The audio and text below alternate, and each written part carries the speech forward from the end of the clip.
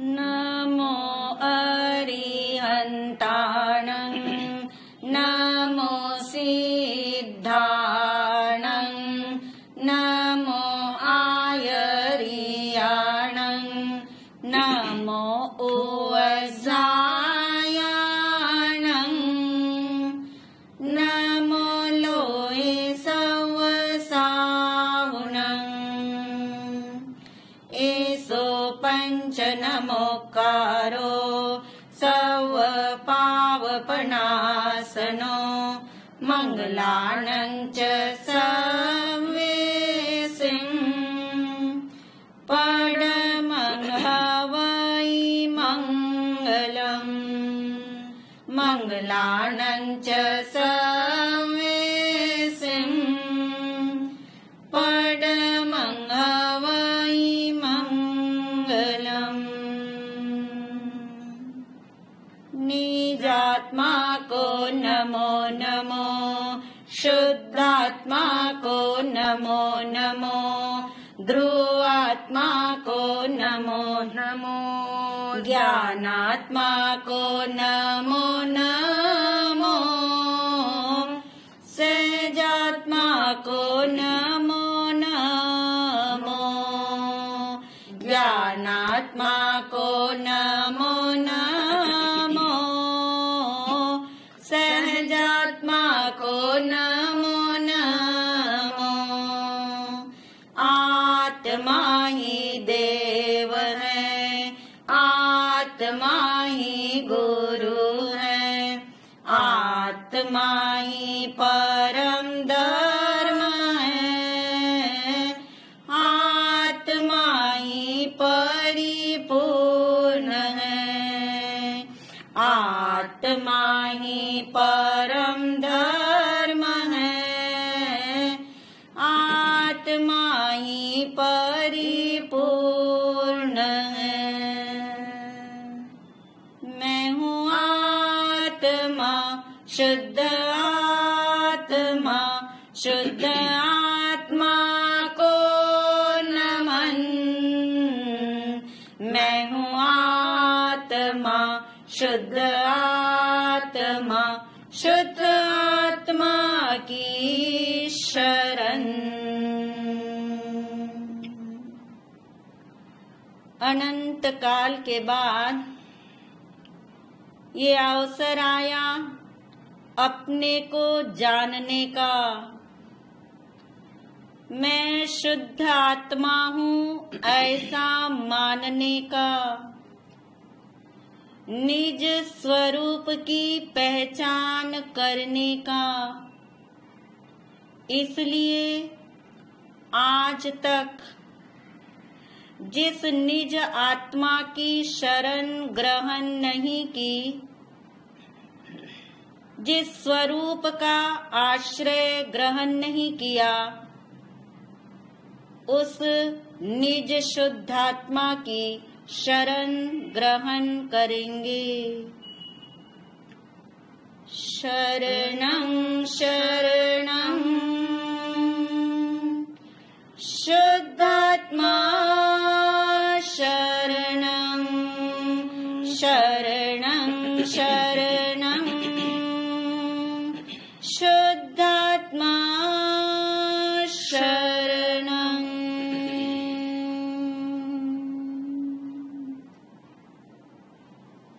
सभी शुद्धात्माओं को अनंत वंदन नमन।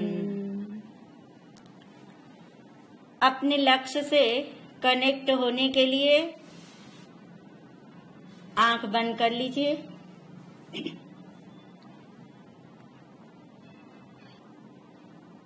उद्देश्य के प्रति सजगता लाइए।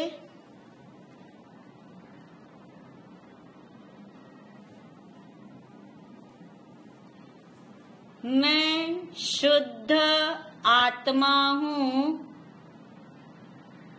ऐसा मुझे निर्णय करना है।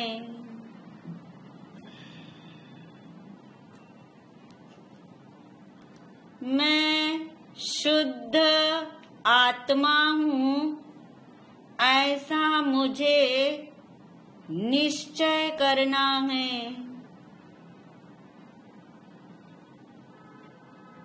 मैं शुद्ध आत्मा हूँ, ऐसा मुझे अनुभव करना है।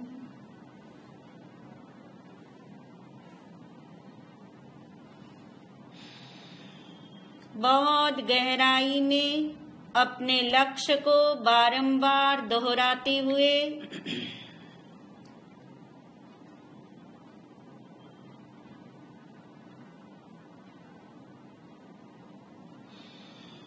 इसी भावधारा के साथ आंखें खोले और सुने। पिछले सेशन में जो हमने किया था उसका एकमात्र कुछ समय के अंदर ही हमने अपना भी चेक करना है, और कोई गलती रही हो, कोई प्रश्न हो और न कुछ समझ आया हो तो इसी समय पूछ सकते आप। पहला क्वेश्चन है, मैं जानने योग्य को जानूं एवं नहीं जानने योग्य को न जानूं, ऐसा मेरा स्वरूप है। इसका हाँ और ना अपने भीतर में धारणा में क्लियर कर लीजिए कि मेरे स्वरूप में क्या ऐसा है कि मैं जानने योग्य को जानूं एवं नहीं जानने योग्य को न जानूं। क्या मेरा स्वरूप ऐसा है? हाँ, हाँ वाले जवाब दे सकते हैं। हाँ जी अलका जी। हाँ जी है जी। ऐसा स्वरूप आपका है। स्वरूप है। ऐसा स्वरूप है कि आप जानने योग्य को जाने और नहीं जानने योग्य को न जाने। क्या ऐसा आत्मा का स्वरूप है? फिर से चिंतन कर लीजिए। उषा जी जवाब दे रहे। हाँ नहीं महाराज जी, हाँ वो तो सब कुछ जानता है, चाहे वो जानने योग्य है या नहीं है। नहीं है, सब कुछ जानने में आ रहा है उसको। जानने सब में कुछ आ रहा है। सब कुछ जानने में आ रहा है। हाँ हाँ हाँ हाँ। तो जो अलका जी ने जवाब दिया और जो उषा जी ने जवाब दिया, अब ये दोनों अपने उत्तर का क्यों भी बताएंगे कि जो आपने कहा अलका जी ने कि मैं जानने योग्य को जानूं एवं नहीं जानने योग्य को न जानूं, ऐसा मेरा स्वरूप है। यदि हाँ तो वो किस आधार पे आपको हाँ लगा, क्यों लगा, तो वो आप बता सकते हैं। महाराज जी, आत्मा का स्वरूप ऐसा है, जानने योग्य को जानना, ज्ञाता दृष्टा भाव आत्मा का। ज्ञाता दृष्टा भाव में ऐसा दो भेद नहीं है अलका जी कि जानने योग्य को जाने ज्ञाता दृष्टा भाव और नहीं जानने योग्य को न जाने, है ना। अब आप देखिए केवली भगवान को लीजिए। केवली भगवान तो सदा काल के लिए, अनंत काल के लिए क्या है? ज्ञाता दृष्टा है। यदि वे उनके पास ऐसा विकल्प हो, ये क्या हुआ? जानने योग्य को जानना, नहीं जानने योग्य को नहीं जानना, इसमें भेद हुआ ना, इसमें विकल्प हुआ। तो यदि विकल्प से जानना जो है वो आत्मा का स्वरूप नहीं है। जैसे केवल ज्ञानियों के केवल ज्ञान में यदि एक मान लीजिए लड़का 7वीं मंजिल से कोई आत्महत्या करने के लिए चढ़ गया हो और वो केवल ज्ञानियों के ज्ञान में जानने में आ रहा है, पर उनको ऐसा कोई विकल्प नहीं है कि मैं इसे ना जानूं क्योंकि ये बच्चा तो अभी गिर जाएगा या अभी तो ये मर जाएगा। ऐसे न जाने कितना कुछ उसमें जानने योग्य और नहीं जानने योग्य। ये यदि विकल्प आ गया ना, विकल्प का मतलब इच्छा, ये इच्छा हो गई ना, ये इच्छा हो गई, विचार हो गया कि मैं इसे जानूं, मैं इसे न जानूं, तो ये इच्छा वाला कार्य हो गया। और इच्छा का कार्य, इच्छा वाला जानना, ये आत्मा का स्वरूप नहीं है। ये आत्मा का स्वरूप नहीं है। ये जानने योग्य को जानो, नहीं जानने योग्य को न जानो, ये कोई आप भेद कर सकते, विवेक के अंदर भेद कर सकते हैं या अपने भावों से कर सकते हैं, वाणी से कर सकते हैं। और जहाँ वाणी आ गया, जहाँ विचार आ गया, वो स्वरूप नहीं है, वो जानना स्वरूप नहीं हुआ है। तो मैं समझती हूँ अलका जी को अपना पॉइंट पकड़ में आ गया होगा। अब उषा जी अपना लॉजिक देंगे। आत्मा का स्वभाव जानना जानना जानना है, वहाँ कोई विकल्प नहीं। विकल्प नहीं, बिल्कुल ठीक है, क्योंकि जो स्वरूप है ना वहाँ कोई विकल्प नहीं है। विकल्प का मतलब कोई भेद नहीं है, कोई इच्छा नहीं है, कोई भाव नहीं है, कोई विचार नहीं है, क्योंकि किसी के कारण से वो नहीं हो रहा है। किसी के कारण से, किसी की वजह से स्वरूप नहीं है। स्वरूप क्या है? अकारण ही होता, सहज ही होता है। और जो लोग, जितने भी लोग सुन रहे हैं, उन्हें यदि ये चीज न समझ आई हो या तीसरा कोई उनका उत्तर हो तो वो भी दे सकते हैं। ये पूछने से आपकी क्लैरिटी हो जाती है। महाराज जी ने कितना अच्छा आइडिया निकाला कि आगे जाने से पहले जो पिछले सेशन में अपन ने सुना है और सुन के समझ भी लिया है, परंतु अपने को कितना समझ आया, क्या समझ आया, क्यों समझ नहीं आया, उसके लॉजिक भी हमें साथ साथ क्या हो जाएंगे, ये रिवाइज करने से पता लगते हैं। तो अब महाराज जी प्रश्न नंबर 2 पे चल रहे हैं। आगे का प्रश्न है, मैं कहाँ हूँ और मैं कहाँ नहीं हूँ। मैं कहाँ हूँ, मैं कहाँ नहीं हूँ, क्यों?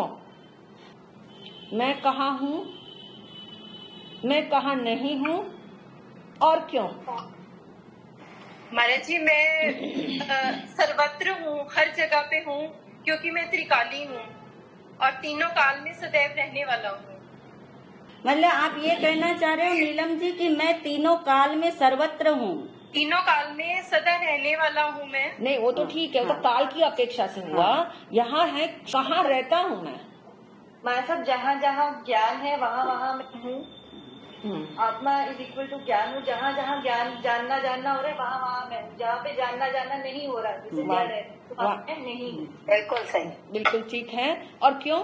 क्योंकि जानना जानना ही ज्ञान, ये मेरा स्वरूप है। तो जहाँ मेरा स्वरूप नहीं तो वहाँ मैं एग्जिस्ट कर ही नहीं सकता। हाँ। जैसे आपने गुड़ का एग्जाम्पल दिया था, अगर गुड़ में मिठास नहीं तो किसी एक पोषण में नहीं। जितना पोषण गुड़ का है तो हर एक पोषण में अभेद स्वरूप से उसकी मिठास है। मिठास है।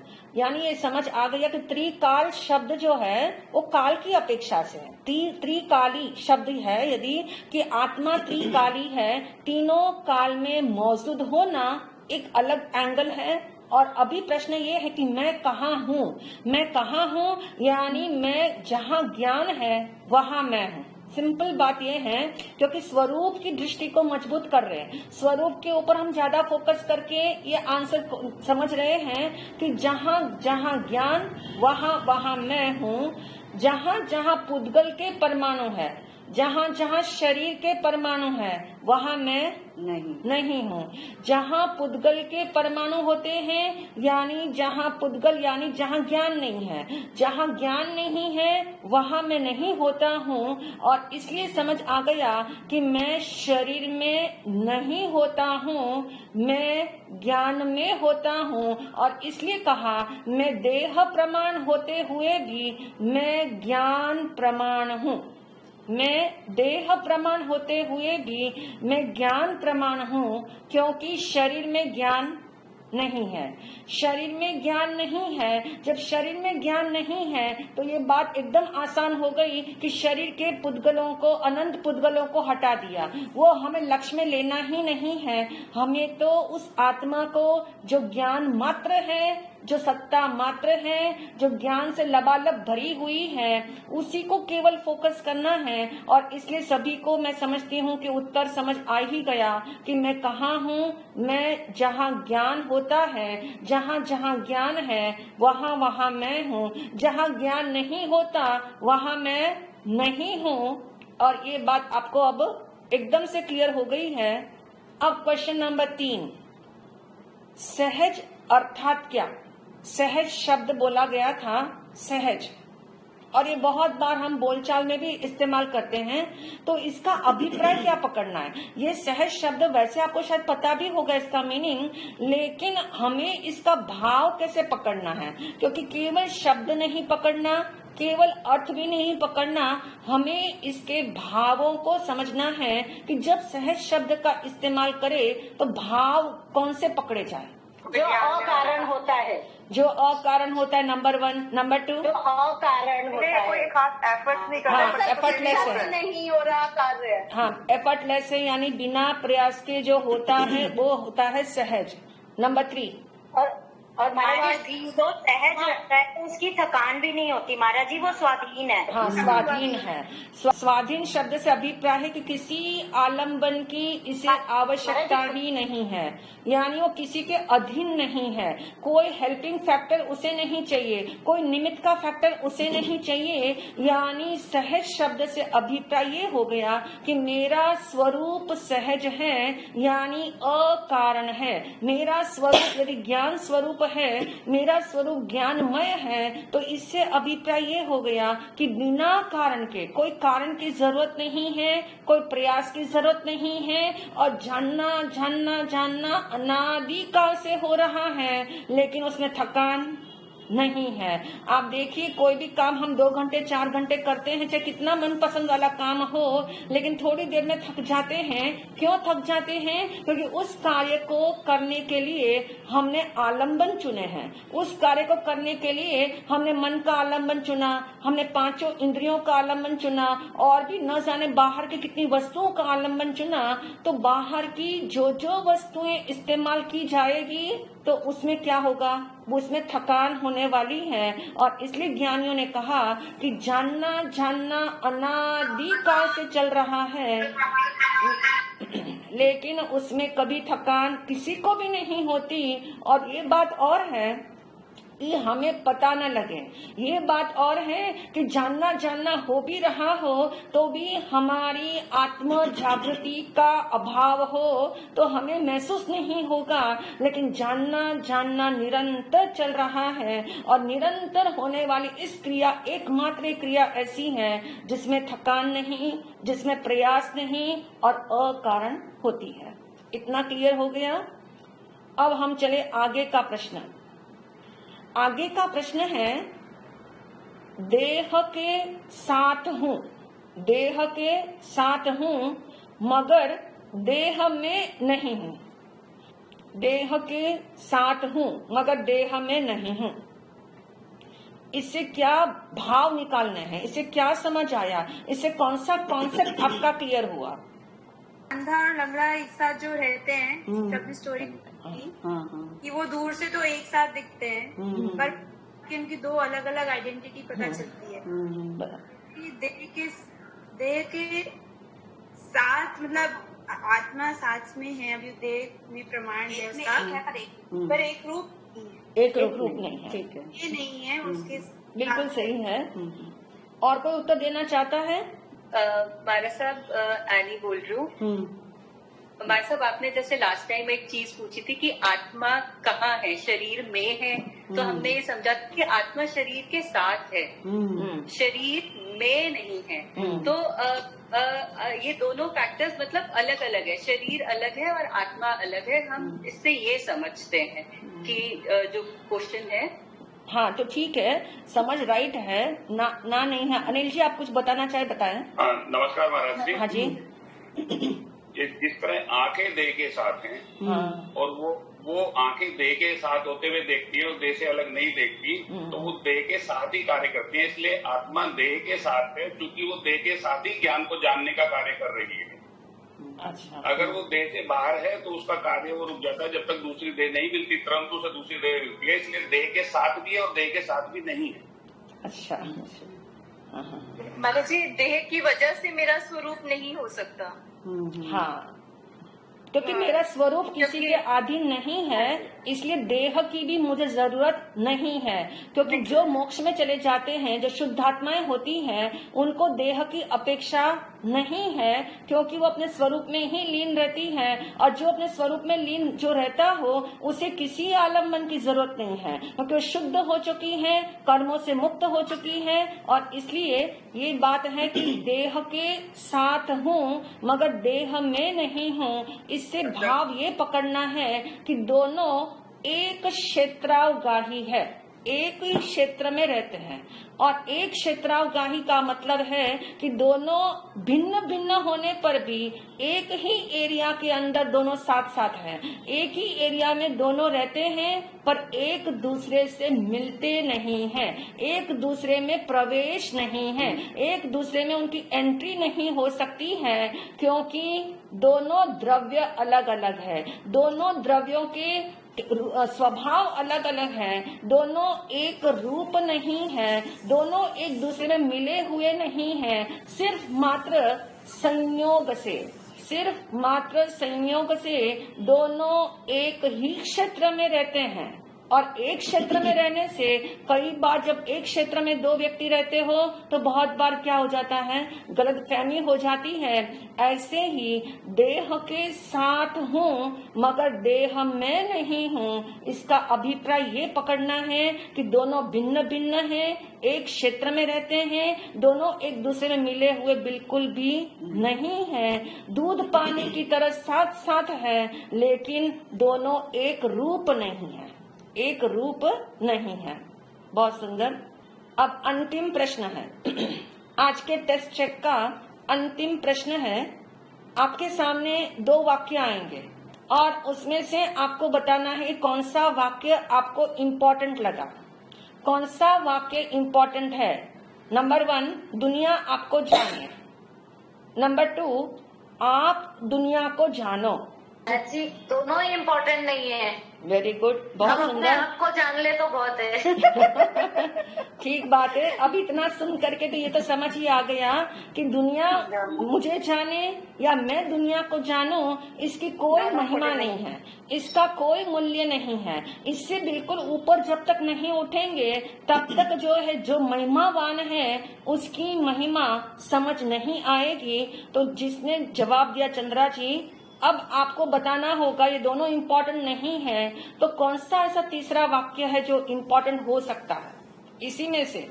हाँ जी, हाँ, मैं अपने स्वरूप को जानूं। हाँ। मैं अपने स्वरूप को जानूं। बिल्कुल ठीक है। मैं अपने को जानूं, मैं अपने को जानूं, ये सबसे इम्पोर्टेंट है। और ये सबसे इम्पोर्टेंट है इसीलिए हम जो है इसको क्या कर बैठे हैं, भूल गए हैं। हमने जो इम्पोर्टेंट नहीं है, दुनिया जाने उस चक्कर में भूल गए हमारा साहब। हाँ, दुनिया जाने उसी में रह गए हम, खाली अपने आप को इसलिए भूल गए। हाँ, बस तो ये समझ में आ गया कि आंखें खोलने की अब जरूरत है कि दुनिया मुझे जाने, मेरी पहचान बने, लोग, नंबर ऑफ लोग मुझे जाने, लोग मेरे फॉलोवर्स हो। इस सारी बातों से हमें ऊपर उठने के लिए कि मेरा प्रभाव दूसरों पे जमे, इन बातों से ऊपर उठने के लिए तो प्रभाव में नहीं स्वभाव में जाना है। और स्वभाव कहता है मैं अपने को जानूं, मैं अपने को जानूं। और इसी के अंतर्गत हम सुन रहे थे, मैं अपने को कैसे जान सकता हूँ, किससे जान सकता हूँ, और इसको जानने की क्या टेक्निक हो सकती है। और इसके संदर्भ में अब हम आगे सुनेंगे। महाराष्ट्री आपको बहुत लॉजिकली सुनाएगी कि कैसे हमें अब अपने साथ, अपने लिए, अपने स्वरूप में जाने के लिए किसके द्वारा जानना है, किससे जानना है और कैसे जानना है, उसके भाव अब बताएंगे आपके सामने। अभी आपने, महाराज जी ने जो आपको 5 क्वेश्चन पूछे और जो आपने उत्तर दिए, जो महाराज जी ने कहा वो तो बिल्कुल ट्रू है, राइट है। बट आपने जो उत्तर दिए, उन 5 उत्तरों में से हम सिर्फ इतना ही समझ पाए कि मात्र 2 का उत्तर बिल्कुल आपके अंदर में है। एक सहज वाला सबको समझ आ गया कि सहज क्या होता है, और ये आपको समझ आ गया कि मुझे अपने को जानना है, अपने से जानना है। परंतु अभी जो वो 3 क्वेश्चन है उसमें थोड़ा कच्चापन हमें लग रहा है, इसलिए एक बार फिर से दोहराते हैं ताकि जो कुछ नहीं पूछ पा रहे होंगे पर उनकी शक्लों से लगता है अभी अंदर गया नहीं है चीज, और जब वो चीज अंदर नहीं जाएगी तब तक आगे का गहरा चिंतन समझ में आने वाला नहीं है। कि मैं जानने योग्य को जानूं, जानना मेरा स्वभाव है, जानना मेरा स्वरूप है। तो यदि मैं जानने योग्य को न जानूं और जानने योग्य को ही जानूं तो कितना अच्छा। तो एक में तो राग आ जाएगा कि हाँ सब जानने योग्य को मैं जान लूं, और नहीं जानना, मुझे ये नहीं जानना फिर मैं यहाँ से हट जाऊं, मुझे ये नहीं जानना फिर मैं यहाँ से हट जाऊं। कोई वो नॉनवेज खा रहा है मेरे सामने, ये मुझे नहीं जानना और मैं वहां से हट जाऊं। और कोई धर्म की बात सुना रहा है, मैं 3 घंटे वहां बैठ जाऊं। ऐसा ज्ञान का स्वरूप नहीं है, ये ज्ञान का स्वरूप नहीं है, तो राग द्वेष का स्वरूप है। कि मैं इसे जानूं और उसे न जानूं, मैं अच्छे अच्छे को जान लूं, मैं बुरे बुरे को नहीं जानूं, ऐसा कोई विकल्प स्वरूप में नहीं है। इच्छा में है, भावों में है, विचारों में है, कर्म के उदय से है, परंतु ऐसा कोई विकल्प, ऐसा कोई भाव कहाँ पे नहीं है? स्वरूप में नहीं है। एक बार फिर से इसे पक्का करना, क्योंकि स्वरूप तो सहज है, स्वरूप तो अकारण है, स्वरूप तो ये नहीं कहता कि इसे जानूं और इसे न जानूं। जो अपने स्वरूप में अनंत काल के लिए लीन हो चुके सिद्ध परमात्मा, अर्यंत परमात्मा, वे यदि ऐसा जानते कि जानने योग्य को जानते, नहीं जानने योग्य को नहीं जानते, तो फिर ये स्वरूप नहीं रहा। और इसीलिए वहाँ आनंद है। हमारे अंदर आनंद क्यों नहीं आता? क्योंकि हम कैटेगरी बनाते हैं, ये अच्छा, ये बुरा, ये जान लूं, ये न जान लूं, पर ये स्वरूप नहीं है। नंबर 2 का जो कच्चापन आपके अंदर रह गया, वो ये रह गया कि मैं कहाँ हूँ।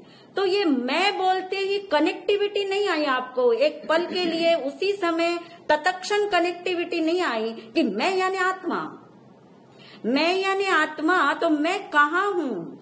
तो मैं कहाँ हूँ? तो जहाँ ज्ञान है वही आत्मा है। यानी ज्ञान का मतलब और कोई दूसरा ज्ञान नहीं, सिर्फ जानना, जो स्वरूप वाला ज्ञान है वो ज्ञान। यानी जहाँ ज्ञान वहाँ मैं, तो जिसमें ज्ञान का गुण नहीं है वो मैं नहीं हूँ, वहाँ मैं नहीं हूँ। यदि इसका चिंतन करोगे तो इतना स्वरूप समझ में आ जाएगा कि ये जो बोलने की क्रिया है, ये जो सुनने की क्रिया है, ये जो लिखने की क्रिया है, ये सब क्रियाएं तो समाप्त हो जाएगी, परंतु जानना कभी भी समाप्त नहीं होगा। इसलिए उसमें कोई थकान नहीं है। अब एक जो नहीं समझ आया कुछ लोगों को, वो ये है कि देह के साथ हूँ मगर देह में नहीं हूँ। साथ और में का भाव पकड़ना है। यदि हम अब इसको उल्टा कर देते हैं, समझा दिया महाराज जी ने आपको सीधा वाला, पर अगर उल्टा वाला समझोगे तो पक्का हो जाएगा आपका। उल्टा ये समझो कि यदि मैं देह में होता तो क्या होता, यदि मैं देह में होता तो क्या होता? फिर तो ये देह का विलय होएगा, एक दिन इस देह का मरण हो जाएगा, तो फिर मेरा भी क्या हो जाता? मरण हो जाता। इसलिए मैं देह में नहीं हूँ, परंतु वर्तमान में मैं कहाँ हूँ? देह के साथ हूँ। यानी देह के साथ होकर भी मैं किसमें नहीं हूँ? देह में नहीं हूँ। इस बात को भी पक्के से समझ लेना है। तभी हमें आज जो आगे का पाठ सुनना है कि मैं आत्मा हूँ। अब मैं बोलती आत्मा, आत्मा बोलती मैं, इतनी कनेक्टिविटी तो अब आ ही जानी चाहिए, इतना कनेक्शन तो अब आ ही जाना चाहिए। फिर अब 2 मैं नहीं चलेंगे आपके। मैं सुन रहा हूँ, भले ही आप बोलो, पर आपको पता होना चाहिए मैं जानने वाला हूँ। सुनने की तो क्या हो रही है? क्रिया। यानी मैं पना हमें किसमें कर लेना है? आत्मा में। यानी मैं यानी आत्मा, तो मैं आत्मा हूँ, मेरा स्वरूप ज्ञान है, मेरा स्वरूप ज्ञान है, जानना मेरा काम है। और जैसा महाराज जी ने आपको लास्ट क्वेश्चन में बताया कि मैं अपने को जानूं। अब ये अपने को जानूं यानी क्या है? आत्मा को सबको जानना है, अपने को जानना सबको है, परंतु अपने को जानने की विधि क्या है, क्या प्रोसेस है, कैसे उस आत्मा को जानना? क्योंकि शरीर से जाना नहीं जाएगा, ये तो आपको पक्का हो गया। फिर भी हम बार बार इस बात को बोलते हैं ताकि कहीं से भी कोई भूल न रह जाए कि शरीर से आत्मा जानने में आने वाला नहीं है, मन वचन से आने वाला नहीं है, इंद्रियों से बुद्धि से आने वाला नहीं है। आत्मा को जानना और किससे जानना? ज्ञान से ही जानना, ज्ञान से ही आत्मा को जानना है। नंबर 1। नंबर 2, आत्मा यानी ज्ञान, ये तो हमने पक्का किया था। आत्मा यानी क्या? ज्ञान। तो फिर सेंटेंस क्या बनेगा? ज्ञान से ही ज्ञान को जानना है, ज्ञान से ही आत्मा को जानना है। यानी क्या हुआ? ज्ञान से ही मुझे किसे जानना है? ज्ञान से जानना है। यानी डायरेक्ट हमारी कनेक्टिविटी आ जाएगी। अब शरीर बीच में नहीं आएगा, मन बुद्धि विचार आदि सब एक तरफ रह गए, वो सब है, वो सब है, परंतु उससे आत्मा जानने में आने वाला नहीं है। ये जब तक पक्का नहीं होगा तब तक ज्ञान का स्वरूप समझ में आने वाला नहीं है, और जब तक ज्ञान का स्वरूप समझ में नहीं आएगा तब तक आत्मा का स्वरूप समझ में आने वाला नहीं है। तो फिर से चलिए, मैं आत्मा हूँ, मेरा स्वरूप ज्ञान है, जानना मेरा काम है, मुझे ज्ञान से ही आत्मा को जानना है, ज्ञान से ही मुझे ज्ञान को जानना है। तो अब ज्ञान का स्वरूप जब तक नहीं समझ आएगा, जब तक ज्ञान का स्वरूप नहीं समझ आएगा तब तक आत्मा का स्वरूप समझ में आने वाला नहीं है। और इस बात पे मान के चलिए कि भगवान ने यहाँ तक बात कर दी कि ज्ञान की अनुभूति ही, ध्यान से सुन लेना, ज्ञान की अनुभूति ही आत्मा की अनुभूति है। हम सोचते कैसा होगा आत्मा, कैसे अनुभव में आएगा आत्मा, क्या उसका स्वरूप होगा, तो इतना इजी कर दिया कि ज्ञान की अनुभूति आत्मा की अनुभूति है, ज्ञान का स्वरूप ही आत्मा का स्वरूप है। तो आत्मा का स्वरूप ज्ञान है। अब ज्ञान का स्वरूप क्या है वो हमें समझना है। किसके लिए समझ रहे हैं? आत्मा का अनुभव करना है। किसके द्वारा करना है? ज्ञान से करना है, और उसके बिना कोई तरीका नहीं है किसका अनुभव करने का? आत्मा का। यदि कहीं भी जन्म जन्म से हम यही अटक रहे हैं कि मुझे अमुक अमुक साधनों से आत्मा का अनुभव हो जाएगा, तो नहीं हो सकता। सिर्फ एक ही कार्य ऐसा है जिसके द्वारा क्या होता है? आत्मा का अनुभव होता है, ज्ञान से ही होता है। तो अच्छा है हम ज्ञान का स्वरूप समझ ले। अब ज्ञान का स्वरूप समझने से मुझे किसका स्वरूप समझ में आने वाला है? आत्मा का।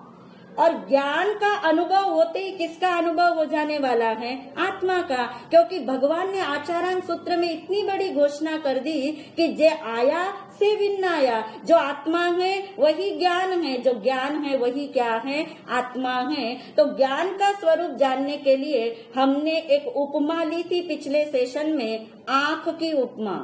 और वो उपमा जो है वो 100% नहीं होती, ये मान के चलना, पूरा की पूरा नहीं घटाना उसे। यानी वो हमारे लिए 100% नहीं, पर हेल्प करती है। किसका स्वरूप समझ रहे हैं? ज्ञान का स्वरूप। किसके वास्ते समझ रहे हैं? आत्मा के स्वरूप के लिए। क्योंकि आत्मा इज इक्वल टू क्या है? ज्ञान, और ज्ञान इज इक्वल टू क्या है? आत्मा। तो 6 पॉइंट्स पे हम चल रहे थे। पहला पॉइंट था जो फिर से दिमाग के अंदर आप घुमा लीजिए कि क्या आंख शरीर के साथ रहकर ही देखती है? ये क्वेश्चन था आंख के लिए। और हमने पक्का किया था ऐसे ही ज्ञान जो है, ज्ञान जो है वो आत्मा के अंदर व्याप्त रह के, व्याप्त का मतलब सर्वत्र वो फैला हुआ है। जहाँ जहाँ आत्मा वहाँ वहाँ ज्ञान है, जहाँ जहाँ ज्ञान वहाँ वहाँ आत्मा है।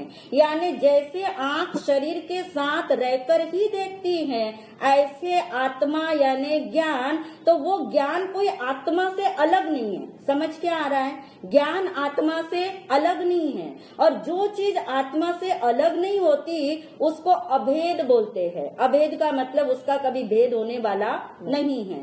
तो जो आत्मा का स्वरूप ज्ञान है वो अभेद है।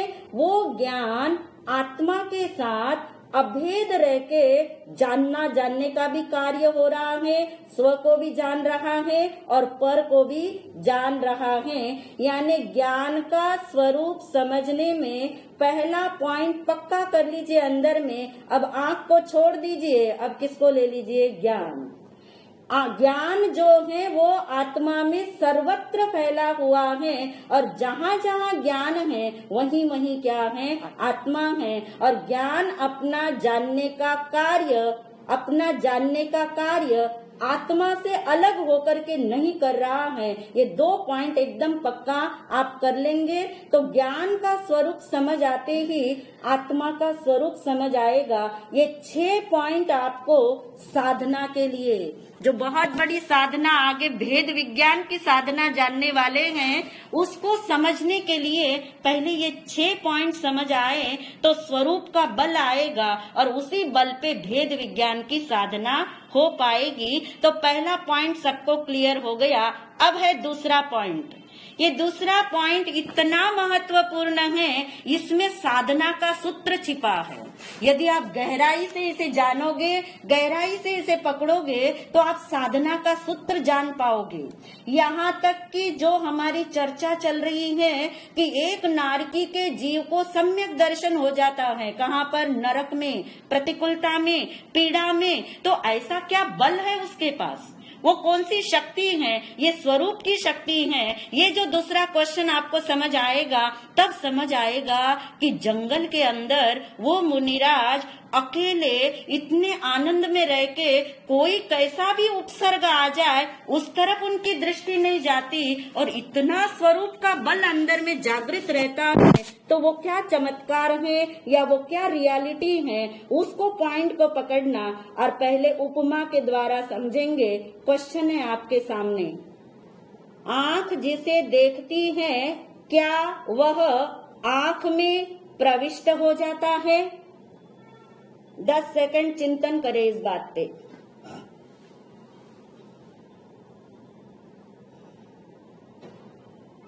आंख जिसे देखती है क्या वह आंख में प्रविष्ट हो जाता है? प्रविष्ट का मतलब अंदर घुस जाता है आंख के अंदर। वो जैसे आंख ने किसी वस्तु को देखा तो क्या वो वस्तु आंख के अंदर चली गई? किसी घटना को देखा तो क्या वो घटना आंख के अंदर चली गई?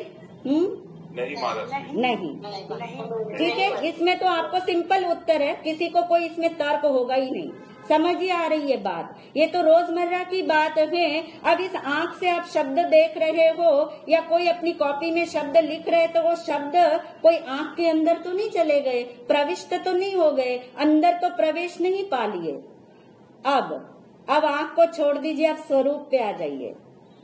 ज्ञान का स्वरूप कैसा निराला है, कैसा निराला न्यारा इस ज्ञान का स्वरूप है। अब ज्ञान का स्वरूप यानी किसका स्वरूप? आत्मा का स्वरूप। और आत्मा का स्वरूप यानी कोई तीसरी चौथी आत्मा नहीं, मैं, मेरा स्वरूप। बिल्कुल कनेक्ट रहिए, ये मेरा स्वरूप है, ये मेरा स्वरूप है, ये ज्ञान का स्वरूप यानी मेरा स्वरूप है। जैसे आंख जिस चीज को देखती है वो उसमें प्रविष्ट नहीं होता, ऐसे ही ज्ञान जिसे जानता है वो एक भी चीज, अब ज्ञान किसे किसे जानता है, लिस्ट बनाइए।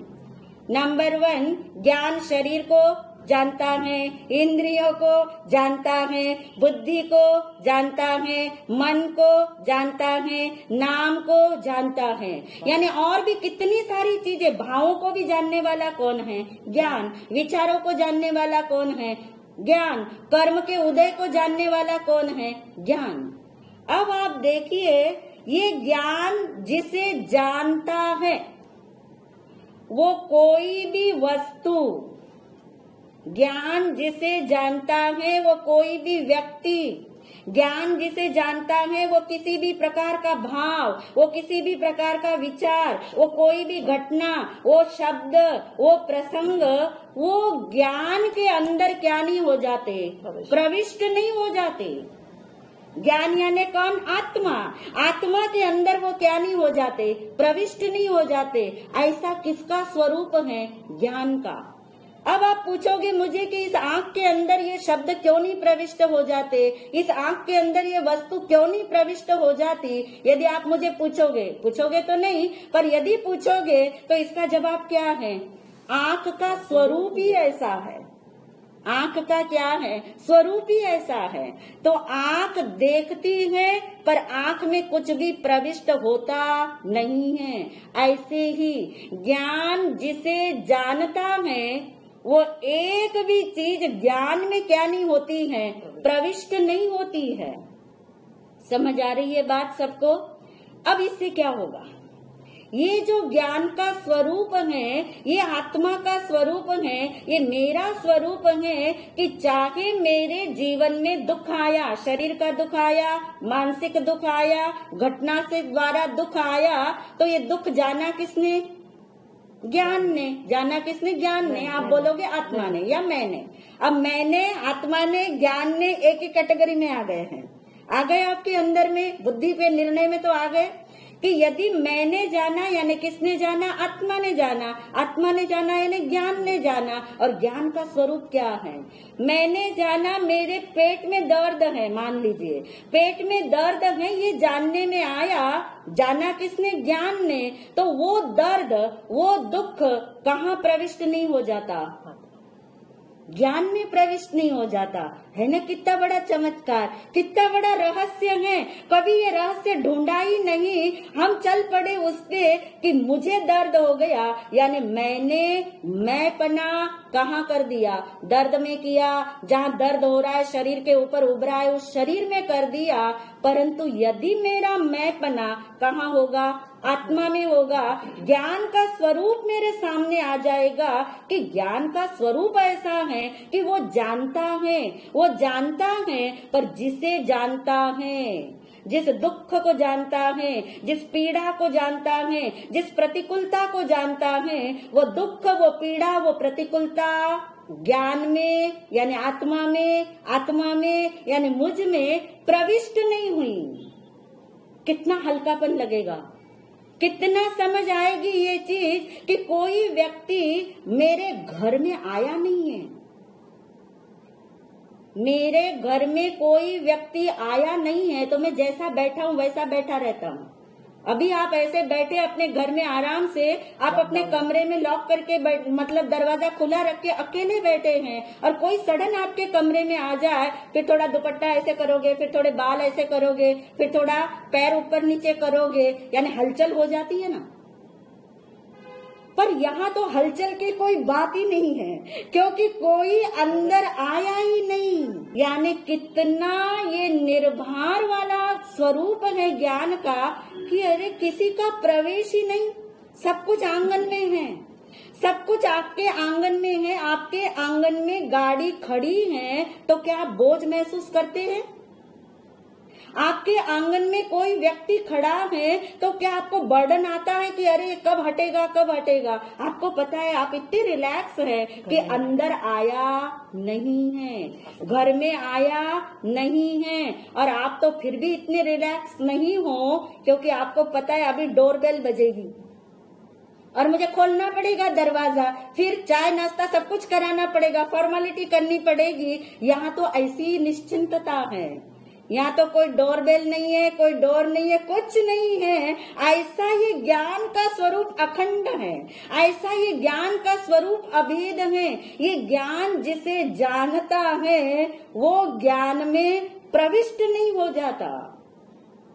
कैसा निराला स्वरूप है, चिंतन करके देखो। सिर्फ बुद्धि से चिंतन करो अभी, फिर बाद में प्रयोग करना। अभी तो चिंतन करके देखो कि कुछ भी अंदर में आता ही नहीं है। कोई कचरा किसी के कमरे में आता ही नहीं हो तो न उसे झाड़ू पोछा नौकर कुछ भी तो नहीं चाहिए, किसी आलम्बन की उसे जरूरत नहीं है। और इसलिए जब ज्ञान का स्वरूप समझ में आ जाए, ये स्वरूप का बल है, इसे कहते स्वरूप का बल। जिसे स्वरूप का बल ही नहीं पता तो वो क्या करेगा, क्या तो वो अपने जीवन के अंदर साधना में स्थिर नहीं हो सकेगा। साधना तो कर लेगा, परंतु जिसके भीतर स्वरूप का बल जागृत हो जाए, ऐसे गज सुकुमार मुनि को किसी ने साधना की विधि नहीं सिखाई, और वो स्वरूप के बल पर कि कोई अंगारे रखे, वो जानने में आ रहे उनको, परंतु उनको स्वरूप का बल ऐसा है कि ये अंगारे जिसमें प्रविष्ट हो रहे हैं, किसमें हो रहे प्रविष्ट अंगारे, जिस अनंत पुद्गल परमाणुओं में प्रविष्ट हो रहे हैं, वो एक पुद्गल परमाणु भी मेरे ज्ञान के स्वरूप में आज तक अनादिकाल से आज तक प्रविष्ट नहीं हुआ, तो अब क्या प्रविष्ट होगा? अब क्या प्रविष्ट होगा? यानी ऐसी निर्भरता के आधार पे ऐसी स्वरूप का बल हो। अभी तो ये सुनने का ही बल चाहिए हमें, अभी तो सुनने में ही ताकत लगानी पड़ेगी, फिर निर्णय करने में ताकत लगानी पड़ेगी, फिर प्रयोग करने में ताकत लगानी पड़ेगी, तब जाके अनुभव की स्टेज आएगी। परंतु पहले हमें ज्ञान का स्वरूप इन शब्दों से से तो समझ आए, शब्दों से तो मानने में आए, बुद्धि से तो निर्णय में आए। हम चाहे न कर सके वैसा प्रयोग, पर ये तो मानने में आएगा कि आज तक अनंत ज्ञानियों ने जंगल के अंदर जो साधना करी है, वो जंगल के अंदर साधना करने में यदि उनके पास में कोई बल था तो वो है स्वरूप का बल। एक नारकी को यदि सम्यक दर्शन हो रहा है तो इस आधार पे कि वो ये जान गया है कि इस दुख का मेरे अंदर प्रवेश नहीं है। हाँ जी, किसी ने कोई प्रश्न पूछना था, पूछिए। रंजू मेहता की मैसेज है। महाराज साहब, हो सकता है थोड़ा सा कॉन्टेक्स्चुअल नहीं हो, लेकिन मैं ये पूछना चाह रही थी कि ये जो विवेचना है ये हम आध्यात्मिक दृष्टि से कर रहे हैं क्योंकि दार्शनिक दृष्टि के साथ ही पूरा मेल खा रही है क्या? मेरा थोड़ा सा, क्योंकि दर्शन की विद्यार्थी हूँ तो कभी कभी दिमाग दार्शनिक दृष्टि की तरफ जाता है। तो ये लगता है कि ज्ञान तो जो हम जानते हैं उसका प्रोडक्ट क्या है, ज्ञान है।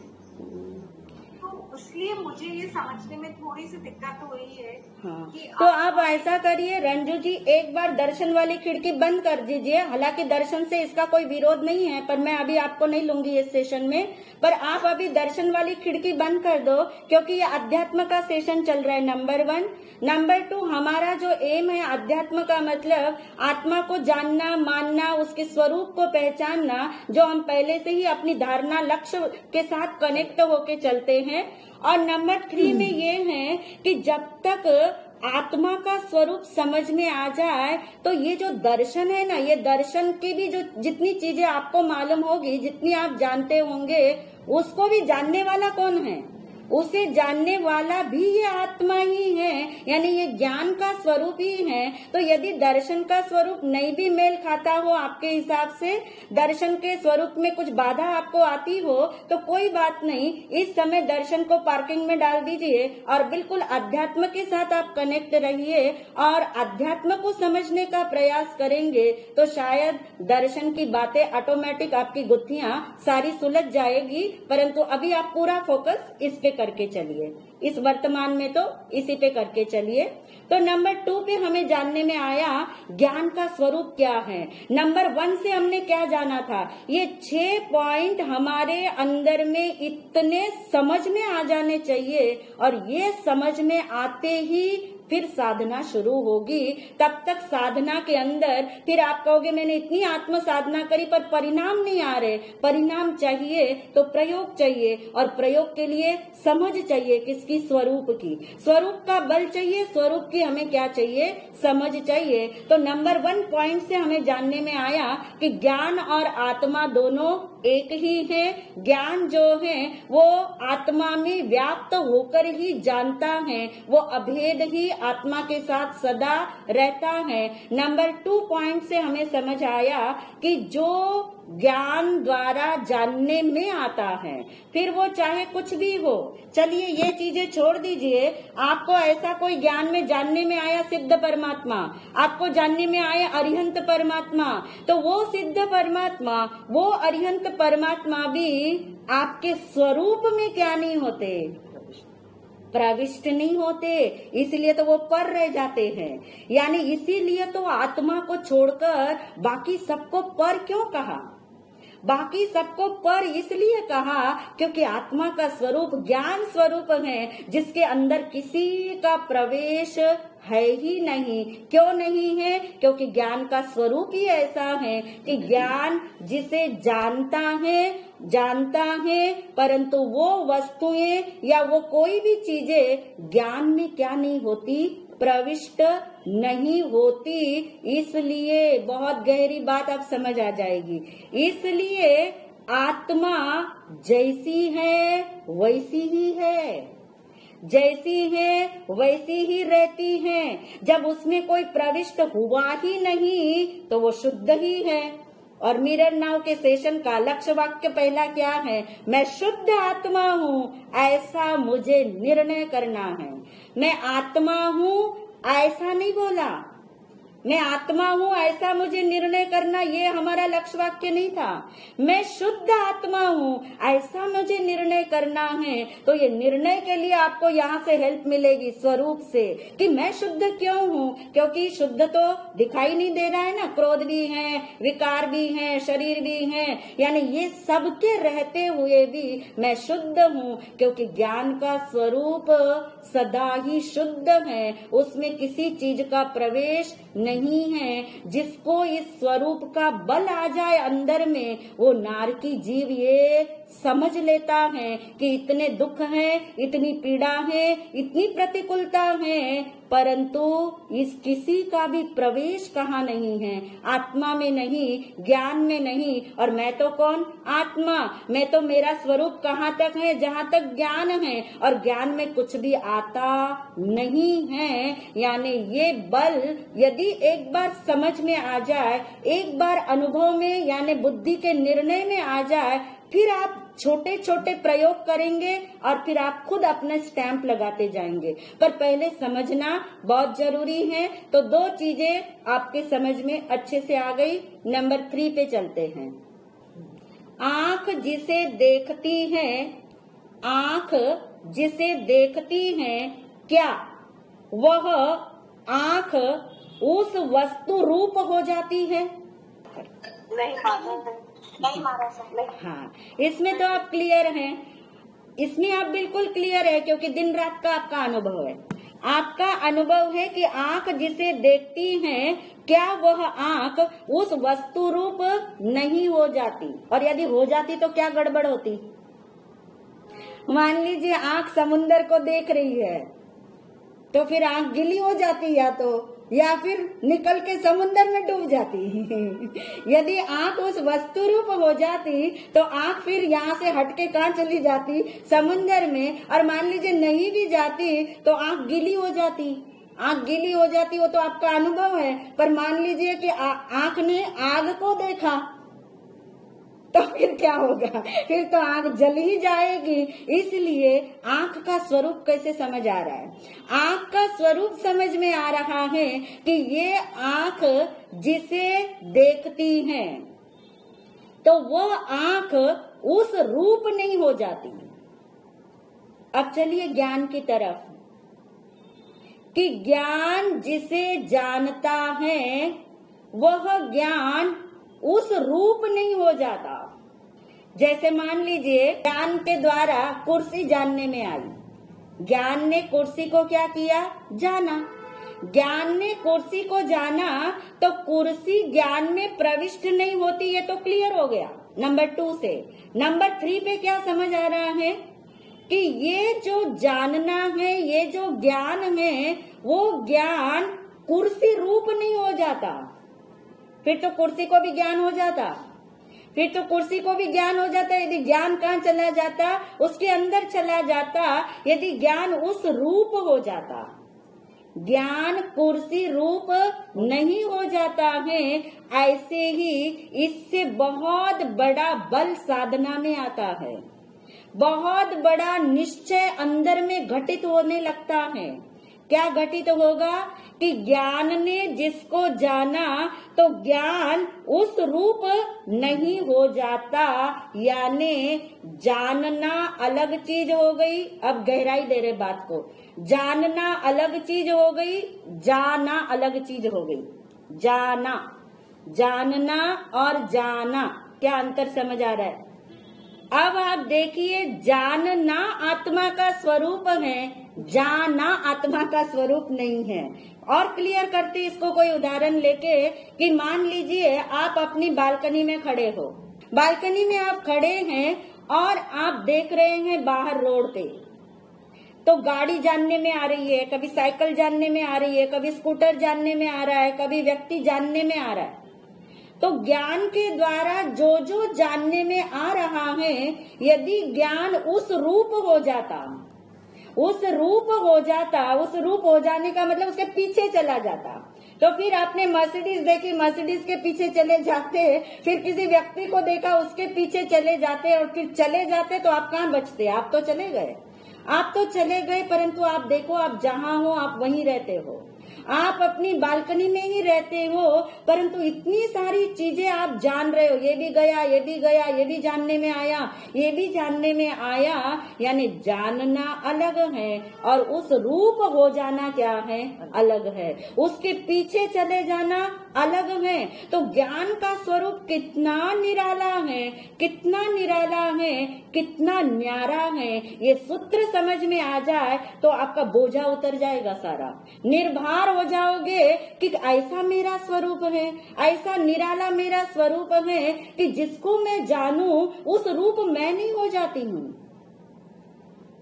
मान लीजिए अरिहंत परमात्मा की भक्ति का भाव आया, शुभ भाव है, भक्ति का भाव आया और आपने खूब भक्ति की अरिहंत परमात्मा की, और ये अरिहंत परमात्मा की भक्ति ये आपके जानने में आ रही है, जानने में आ रही है, पर वो ज्ञान उस रूप नहीं हो जाता। वरना तो फिर बहुत इजी होता, अरिहंत परमात्मा की भक्ति कर लो, अरिहंत परमात्मा रूप हो जाते तो मिनटों में काम हो जाते, फिर कोई यहाँ नहीं रहता, सभी सिद्धालय में रहते हैं। परंतु ज्ञान का स्वरूप ऐसा निराला है कि जो जान रहा है, ज्ञान जिसे जानता है, वो चीज भी अंदर में प्रविष्ट नहीं होती और ज्ञान भी उस रूप नहीं हो जाता, ज्ञान भी उस रूप नहीं हो जाता। जिस चीज को जानता है उसको जानता ही है, बस जानता ही है, उसके पीछे जाता नहीं है, उसके जैसा हो जाता नहीं है। और मान लो हो जाता तो फिर कितना क्या होता, ऐसा स्वरूप ही नहीं होता। आंख को ही देख लीजिए, आंख यदि समुद्र में डूब जाए तो फिर आंख दूसरी चीज को कहाँ देखेगी।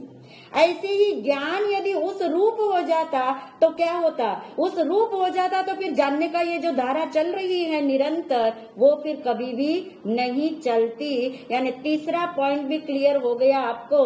दूसरा और तीसरा पॉइंट याद रखने में सुविधा है आपको।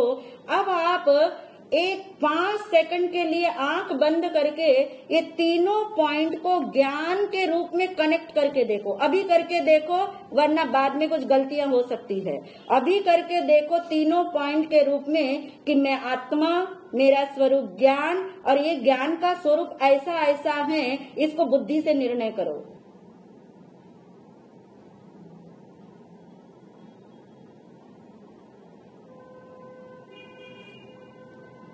अब आप देखिए, शरीर बीच में नहीं आ रहा, मन बीच में नहीं आ रहा। कोई मुझे ये शिकायत नहीं करेगा महाराज जी ध्यान करने बैठो मन नहीं लगता, रे मन की जरूरत ही नहीं है इसमें।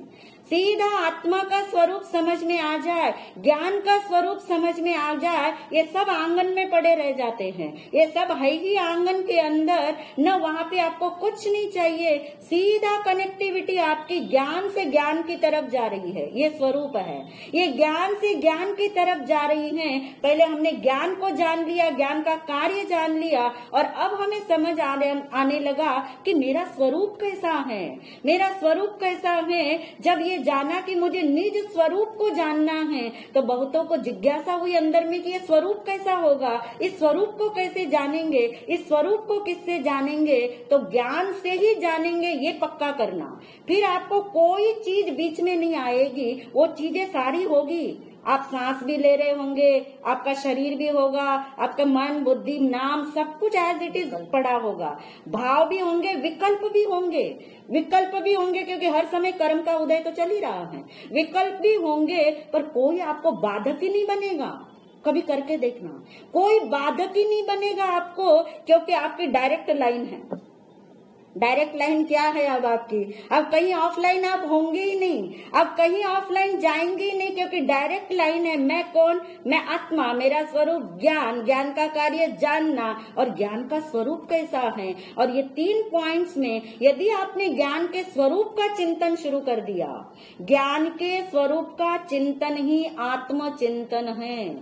और आत्मचिंतन करते करते अनंत आत्माओं को आत्मा का अनुभव हुआ है। इसलिए विधि और प्रोसेस यही है, ये स्वरूप को जानने की विधि है। इन 3 पॉइंट को इतना पक्का करते जाएंगे, और फिर थोड़े थोड़े प्रयोग भी करना।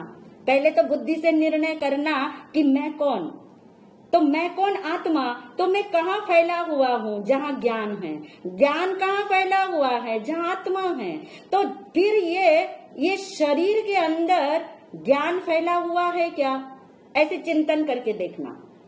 शरीर के अंदर ज्ञान फैला हुआ होता तो क्या होता, फिर शरीर शरीर को जानता, पर शरीर तो शरीर को जानता नहीं है। शरीर तो शरीर को जानता नहीं है, आत्मा का स्वरूप ज्ञान है, वो ज्ञान जानता है। यानी अब आपने, जैसे कहते हैं ना, किसी के घर में आप चले गए तो आपका एक कमरा फिक्स हो जाता है कि ये आपका कमरा है। मान लीजिए मेहमान बन के ही गए, तब भी उन्होंने बताया ये आपका कमरा है। ऐसे ही फिक्स कर लो अंदर में, कमरे के रूप में नहीं, स्वरूप के रूप में, कि मैं कौन।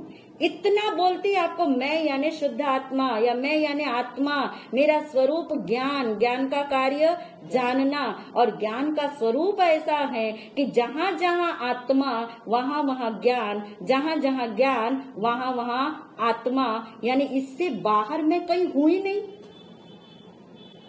कितना आपको अमेजिंग लगेगा, इतना अमेजिंग लगेगा कि इसके बाहर में कहीं हुई नहीं। इस कमरे के बाहर आप कहीं और हो ही नहीं। तो बाहर कोई चिल्ला रहा है, बाहर कोई हंस रहा है, बाहर कोई खा रहा है, आपको कुछ उसका मूल्य नहीं लगता, क्योंकि आप सेफ हो। आपको पता है कि ये इतना ही मेरा स्वरूप है। जहाँ ज्ञान है वही मैं हूँ, जहाँ मैं हूँ वहीं पे ज्ञान है। यानी इस ज्ञान के अंदर कोई प्रवेश नहीं, यानी मुझ में किसी का प्रवेश नहीं। और मैं जिसे जानूं वो मैं उस रूप कभी भी होता नहीं। इन तीन चीजों को इतना पक्का करो अपने निर्णय के माध्यम से। और नहीं भी किन्हीं लोगों को अभी समझ आया होगा तो उसका चिंतन जरूरी करेंगे, क्योंकि सिर्फ सुनने से कार्य नहीं होगा। हाँ जी मार साहब, जो हमने ये 3 पॉइंट्स किसी प्रयोग के रूप में एक बार आप समझा सकते हैं? हाँ, प्रयोग के रूप में समझा सकते हैं। कंफ्यूजन सा हो रहा है। हाँ, प्रयोग के रूप में इसलिए कंफ्यूजन इसलिए है कि पहले ये मैं पना यहाँ से निकल जाएगा। मैं यानी शरीर में, यानी बुद्धि में, यानी मन में, यानी भाव में, यानी विचार, इन सबको एक धारा में गौण कर दो।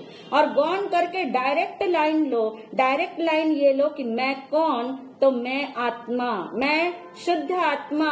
और मैं इस शुद्ध आत्मा, मेरा स्वरूप क्या है, ज्ञान। यही प्रयोग है, और किसी वस्तुओं के प्रयोग नहीं करने आपने। अभी तक आप प्रयोग क्या समझते थे कि मैं खाते हुए आत्मा को याद करूं, मैं बोलते हुए आत्मा को याद करूं। ये तो रूटीन हो चुकी, ये रूटीन हो चुकी। इससे कभी अनुभव नहीं होने वाला। अनुभव जो होगा वो डायरेक्ट लाइन आपको मिले कि मैं कौन, तो मैं कौन और मैं कैसा, मैं कहाँ। जो क्वेश्चन था हमारा शुरू में, मैं कहाँ और मैं कहाँ नहीं। तो ज्ञान स्वरूपी मैं हूँ, और उतना ही मेरी सत्ता यानी अस्तित्व है। तो ये जो दिख रहा है ये व्यक्तित्व है, ये अस्तित्व नहीं है। ये जो बोलने की, सुनने की क्रिया हो रही है वो व्यक्तित्व है, वो क्या नहीं है, अस्तित्व नहीं है। अस्तित्व तो बस क्या है, ज्ञान प्रमाण। और वो ज्ञान के स्वरूप में आप ये 2 बातें पक्की करना कि ज्ञान जिसे जानता है वो ज्ञान में प्रविष्ट नहीं होता, और ज्ञान जिसे जानता है ज्ञान उस रूप नहीं हो जाता। इट मीन्स ज्ञान ज्ञान ही रहता है। ज्ञान सदा आत्मा के साथ अभेदी रहता है। ज्ञान कहीं जाता नहीं है, ज्ञान जानता है। ज्ञान में कुछ भी आता नहीं है, सब कुछ बाहर ही रहता है। और ऐसा ये शुद्ध स्वरूप आत्मा का है। यानी प्रयोग में आपको कोई बाहर के उदाहरण में प्रयोग नहीं करना है। प्रयोग में आपको व्यक्तित्व को गौण करके डायरेक्ट अस्तित्व पे आओगे, और बारंबार इस चीज को पहले बुद्धि से निर्णय कर लोगे। हम बारंबार कह रहे, बुद्धि से निर्णय पहले करोगे तो ही वो डायरेक्ट लाइन आपको मिल सकेगी। क्योंकि बुद्धि यदि बीच में आ जाएगी कि नहीं मैं तो ये भी हूँ, मैं ये भी हूँ, मैं ये भी हूँ, तो फिर इतने सारे मैं बनाओगे तो फिर मैं यानी आत्मा, आत्मा यानी मैं नहीं रहेगा। पहले मैं यानी आत्मा ये पक्का करो, आत्मा यानी ज्ञान ये पक्का करो, और फिर ज्ञान का स्वरूप क्या है उसमें ये 3 पॉइंट डालो। शुरू में हो सकता है कठिन लगे, पर एक बार समझ आ जाए तो इससे इजी और कोई कार्य नहीं, क्योंकि ये सहज है। ये इतना आसान है, परंतु आदतें हमारी जन्म जन्म की ऐसी हैं कि हमें बारंबार उस तरफ खींचती हैं, इसलिए हमें कठिन लगता है। पर सबको ये समझ आएगा क्योंकि स्वरूप ही ऐसा है, ये स्वरूप ऐसा है कि सबको समझ आएगा, क्योंकि हर आत्मा समझ का घनपिंड है। इसलिए कोई भी इस बात से निराश नहीं होना कि मुझे समझ नहीं आ रहा, मुझे समझ नहीं आ रहा तो सिर्फ इसलिए नहीं आ रहा क्योंकि मेरा व्यक्तित्व क्या हो गया है, मुझ पर हावी हो गया है। उसे जैसे ही गौन करोगे और बारंबार इसका अभ्यास करके देखोगे तो अवश्य सबको ये स्वरूप समझ में आएगा। फिर भी जिन्हें नहीं समझ आ रहा हो, कोई निराश नहीं होना। किन्हीं को एक बार में नहीं आता, 2 बार में आता है, इसीलिए तो रिकॉर्डिंग्स है कि आप उसे बार बार सुनो। और फिर कोई आपकी जिज्ञासा हो तो आप बिना संकोच के आप पूछ सकते हैं, पर संबंधित ही जिज्ञासा पूछना, क्योंकि एक ही विषय पे बोला जा सकता है, हर विषय पे बोलेंगे तो वो कंफ्यूजन हो जाएगी। तो बारंबार चिंतन करोगे, सबको अवश्य समझ आएगा। किसी को न समझ आए ऐसा ये स्वरूप ही नहीं है, ऐसा ये स्वरूप ही नहीं है। स्वरूप इतना सहज है, परंतु हमें जैसे ही सहजता को समझने की आदत पड़ेगी तो सबको समझ आएगा। समापन की ओर है। मंगलम मंगलम शुद्धात्मा मंगलम मंगलम मंगलम शुद्धात्मा